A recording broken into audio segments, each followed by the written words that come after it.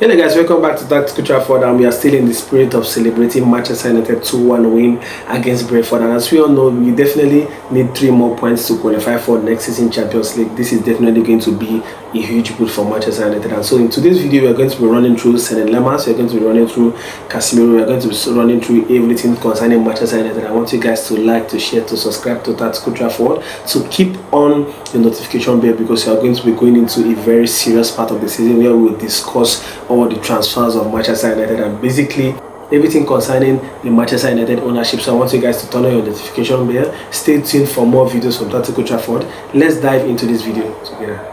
So basically, we want to talk about Casemiro. We all know that he was the man of the match on Monday night against Brentford. He was absolutely wonderful. He was everywhere. He was the man of the match. He had the most area duels. He had the most touches. He had the most tackles. Casemiro was basically everywhere, and with his leadership qualities, with his experience, he was able to guide Manchester United over the line. Casemiro has been very important for Manchester United.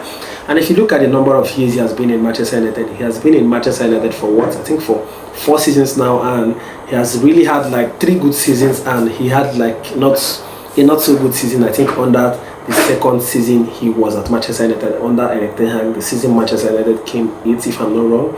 I think that was basically one of his bad seasons in Manchester United, but so far Casemiro has been able to give us 3 over 4 seasons in his career at Manchester United. And definitely, I won't say he has done bad. He has done really well for Manchester United. He has made us realize what we have been losing for a very long time, because ever since the departure of Sir Alex Ferguson from Manchester United, I think the midfield position has been the position we have signed the least, and I think that's where we have had the problem the most. Since Alex Ferguson departed from Manchester United, you know, we lost a lot of crucial players like Michael Carrick, Paul Scholes, we lost Tom Cleverley, we lost Darren Fletcher, we lost a lot of wonderful players. We lost Nani from the midfield, Cristiano Ronaldo, we lost Park Song, we lost a lot of midfielders.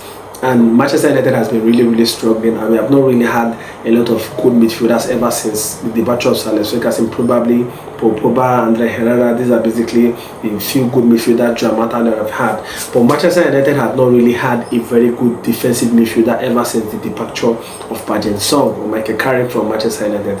So Casemiro has basically given us what we have been lacking for years, and Casemiro has basically raised the standards for any defensive midfielder we are going to be signing. Because if you are signing any defensive midfielder, he has to be better than Casemiro, or he has to be at the same level as Casemiro. He has to be delivering at the same level, and it is very hard, because so far this season he has had 9 Premier League goals, and he has had the most headed goals in the Premier League season in Manchester United's history after Divock Hughes. So of course Manchester United is going to really find it hard when trying to replace Casemiro this summer, because we have a lot of midfielders. We have Carlos Baleba, we have Bruno Guimaraes, Sandro Tonali, Joao Gomez, Matheus Fernandes, basically Adam Wharton. We have a lot of targets to look for when it comes to replacing Casemiro in the summer.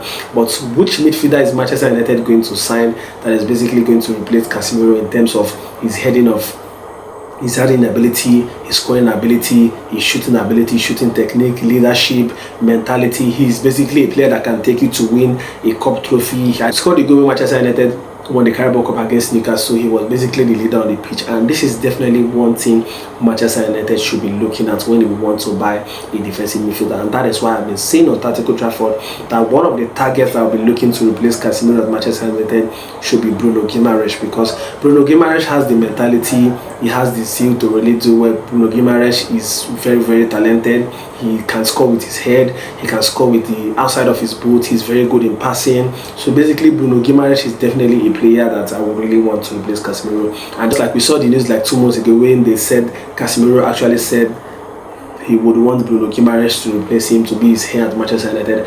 And even though Casemiro literally didn't go to Ineos and said, hey, I want you guys to replace me with Bruno Guimaraes, I definitely feel that this is somebody we should be looking at when it comes to the defensive midfield position. And so basically I feel that it is going to be impossible to replace Casemiro, but I know that it will be really possible for us to get a really nice target to replace Casemiro for the moment.